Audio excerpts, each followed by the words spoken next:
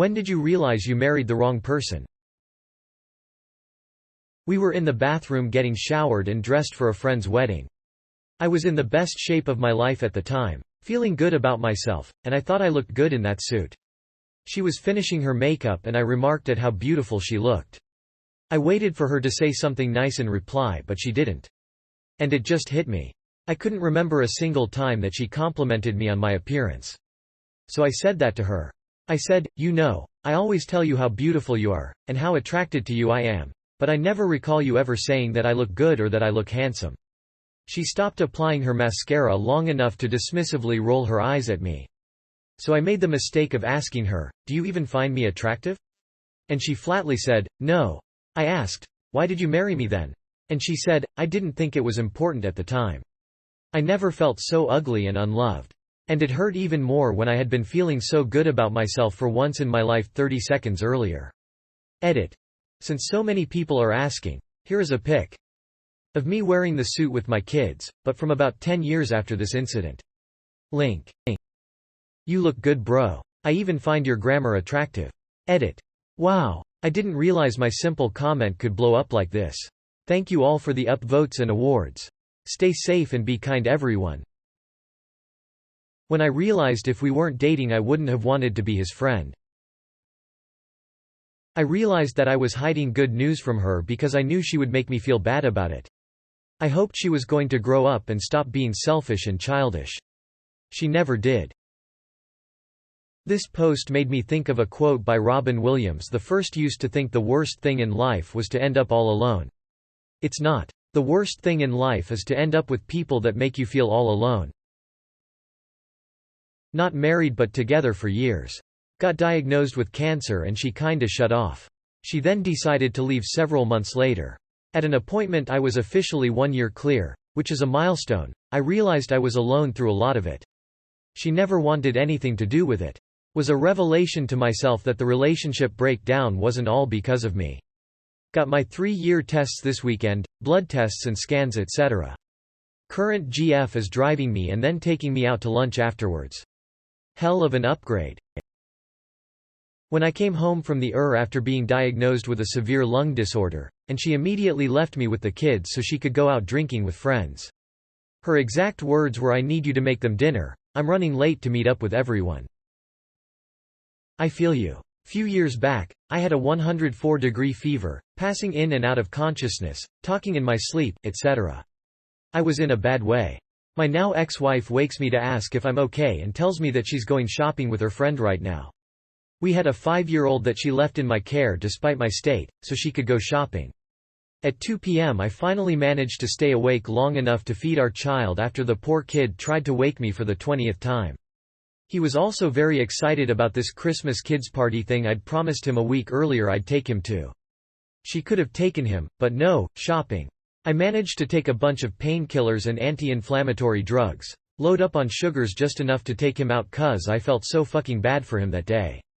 Anyway, I divorced her a couple years later. There was a lot wrong, but this one event is the one that sent me over the edge. Edit. Damn, wasn't expecting this to spawn so much response. Hey, everyone saying I'm a good dad, thank you. Truly made me smile after a long day. For those who've had similar experiences, I'm sorry. But hey, better to be alone and healthy than in a toxic relationship. Much love. 6 months after our wedding when I found out about the emotional, he says only emotional but I'm pretty sure it was physical too, affair through text messages. He had sent his affair partner screenshots of my texts to him in which I was begging him to talk to me and tell me what was wrong. They both proceeded to make fun of my desperation to fix my marriage and his affair partner said something along the lines of, "Poor Valiant. She doesn't know anything and keeps begging you for attention and affection." The moment I read those words I realized how big of a mistake I had made. One day I realized I had become a smaller version of myself. When he was messaging a side chick on our wedding day and boy did it go sideways from there. "Yeah, I'm at my lame wedding today. Maybe we can chill tomorrow?" No, apparently he was just on vacation with his brother and sister-in-law and couldn't wait to see what else that mouth can do along with oh so many more including video and pictures. That continued to roll over his face-up phone the whole reception. My dude. This will be a different answer. My wife is definitely my soulmate and best friend. I'll never find anyone that I can share my true thoughts soul with. She's everything I want in a mental partner. We complete each other in that regard. Sexuality-wise, it's not the best match. Did I marry my best friend? Definitely. Was that a mistake? I don't know. Engaged, not quite married yet. When I had been on mandatory bedrest and caring for our infant son, after having emergency surgery for nearly bleeding to death after a miscarriage, and he came home from work and looked me dead in the face and said, "Why aren't the fucking dishes done?" Called my mom the next morning and told her I was leaving. Hightailed it out of there 2 weeks later. When I lost twins and he dropped me off at the hospital to get an operation to have my babies removed. He dropped me off at the hospital bleeding and went for a party with his friends. Edit. Fixed typo ETA. To those that asked, I left this man years ago. I'm doing well now. Thank you for the award, kind words and chats. I honestly didn't expect this to get so many responses, but I did my best to respond to a lot of you. Unfortunately, will never stop being a sore topic for me, so I cannot engage any further. Love and healing to those that have experienced this too. I hope you're in a better place now, and if you're not yet, take it from me, it takes time, but you will be. After the kid was born. Total shift. Turns out only I wanted to be a parent. I realized like 5 years into our 19-year marriage. But the nail that made me leave was when my ex said that our children hadn't earned his love, and that shook my whole foundation. Literally speechless for 2 days, and then I started thinking. Wondering if I had earned his love yet. And I couldn't stop those kind of thoughts. You don't earn love. It is freely given, especially to children. Edited for confusion. I realized early on he wasn't right for me, but we had 3 kids, and our youngest is special needs, so I stayed. He didn't make this statement until 2 years ago when I asked why I never heard him say "I love you" to the kids while they were growing up. And that's when he told me about the earning. I asked for the separation and divorce shortly after that. Children have earned your love as soon as you put them on this planet. That is the least they deserve. When I got her to admit she was having an affair. 10 years married, 2 kids. What a mess. She followed it up a month or 2 later telling me she never loved a person like she does with new partner. So welcome to Divorceland. Population, me.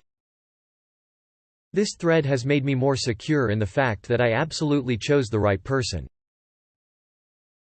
I almost did, and TBH, there were a lot of red flag prior to this, but this was the catalyst. We'd been dating 4 years, slated to be married in 8 months. I noticed he was making lots of likes and comments on Britney's MySpace. Nothing huge or obvious. Then not long after, he locked his phone, but I managed to see he was also getting MSGs regularly from someone also named Britney. I had suspected, but no proof now. I worked swing and nights at the time. Came home early one night to him in our bed, with you know who. Britney. First thing this fucker says when I walk in on them is, "Get this." There was no exchange of fluids, I promise babe. Later Britney got a hold of me on MySpace, we met up. She had no idea I was even in the picture. We're still friends. I kicked him and his fluids out of my house. The end. ETA. Britney let me read all over their correspondence via MySpace and text. She was very upfront about not realizing he was with someone.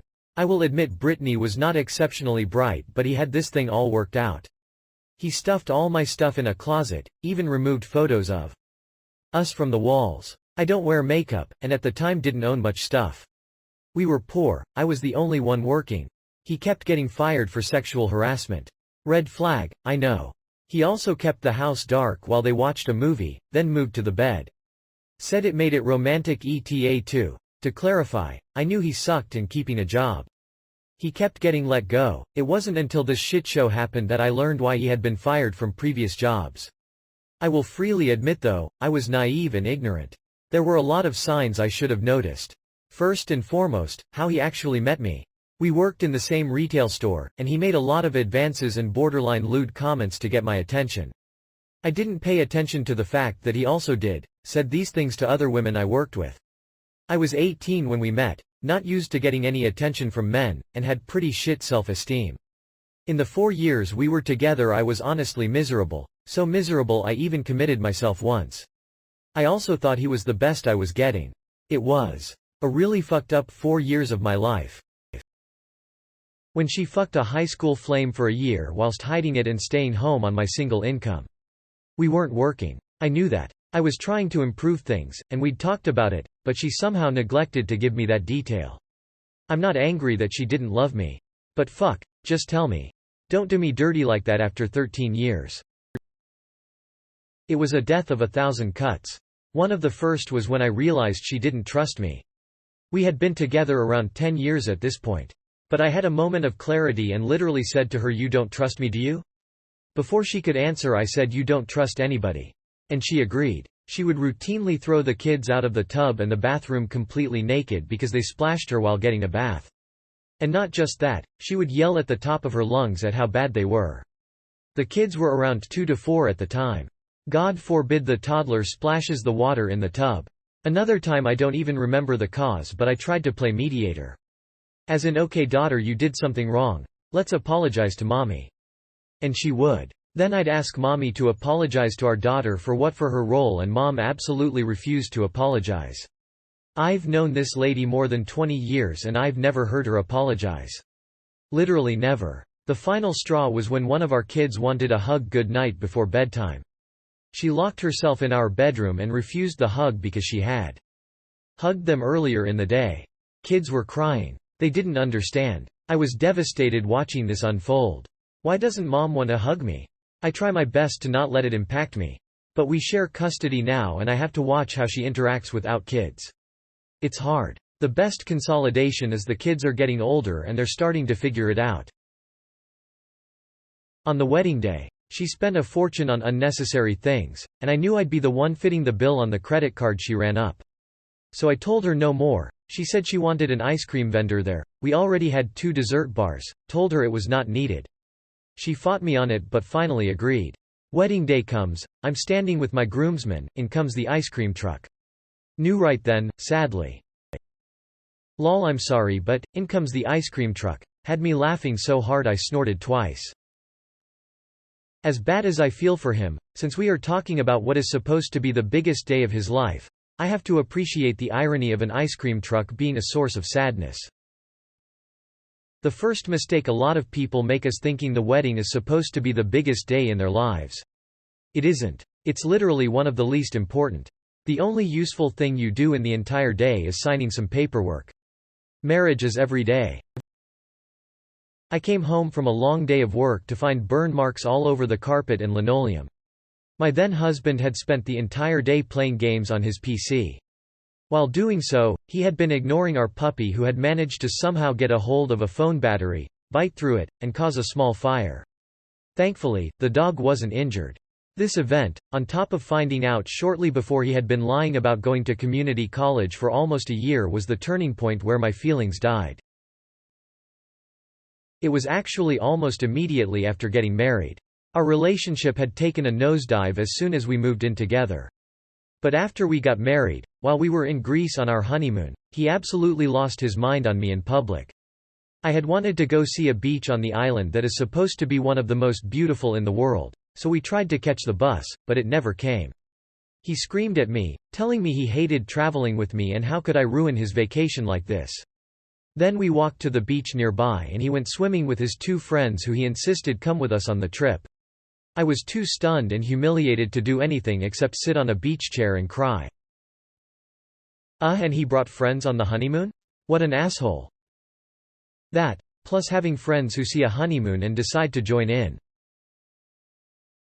I had no idea how he felt about me. Almost 9 years together. He didn't propose, I did. He didn't tell his family when we married, they found out online. He never shared his energy or emotions with me.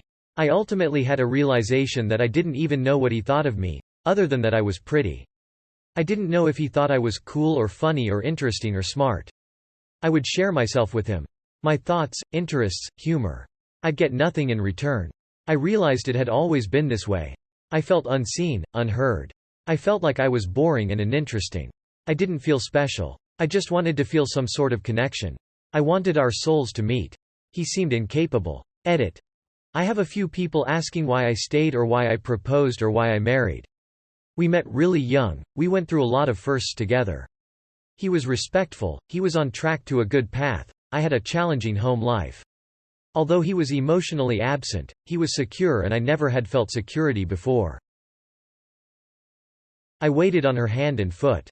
Every night, brought her a tea. Checked every room to make sure there were no intruders, went to the store for her if she wanted a snack, etc. One day I was really sick with the flu and asked if she'd get me a Gatorade from the store.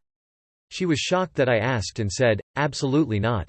Then I thought about it and realized that she had never complimented me, supported me, nurtured me, consoled me or showed any level of emotional care for me.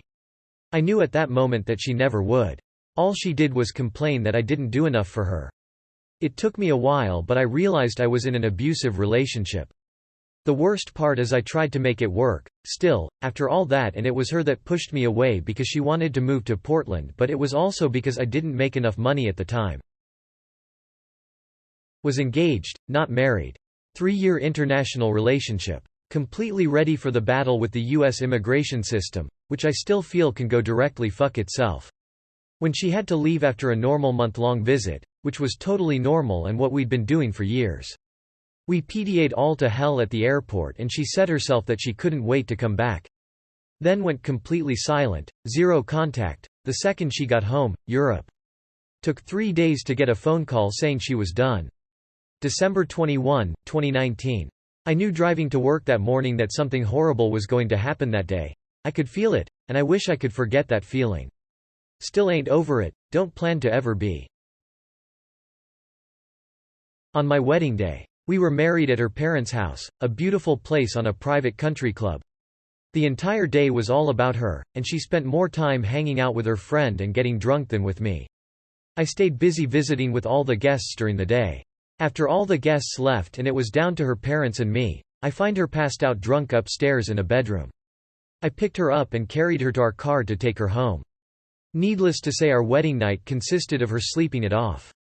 5 years later she went into inpatient treatment, and after she sobered up and was released, she told me that she didn't love me and wanted a divorce.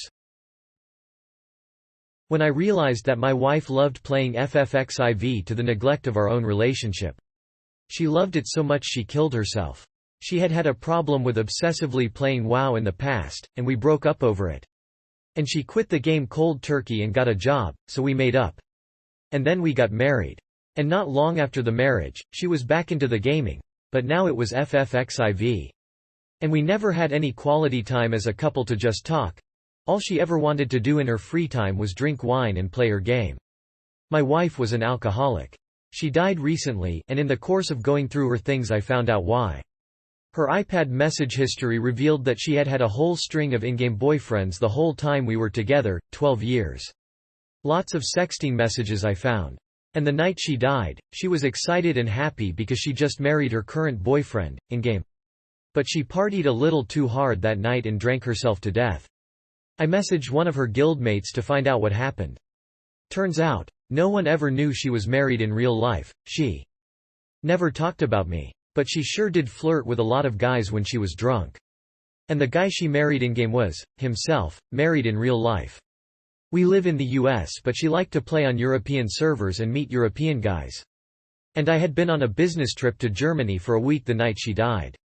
She was so angry at me for not taking her with me, but it was a business trip and not a vacation. I realize now that what she really wanted was an opportunity to fuck her Italian boyfriend while I was at work. She had the Duolingo app on her phone to learn Italian, and her browser history showed that she had been looking up Italian cooking recipes. My wife never cooked, so she was clearly thinking about an in-person meetup at some point. I was grieving the loss of my wife when I found all of this out, and now I'm dealing with a lot of anger, too. If she hadn't died and somehow I found this out, I'd be divorcing her ass right now.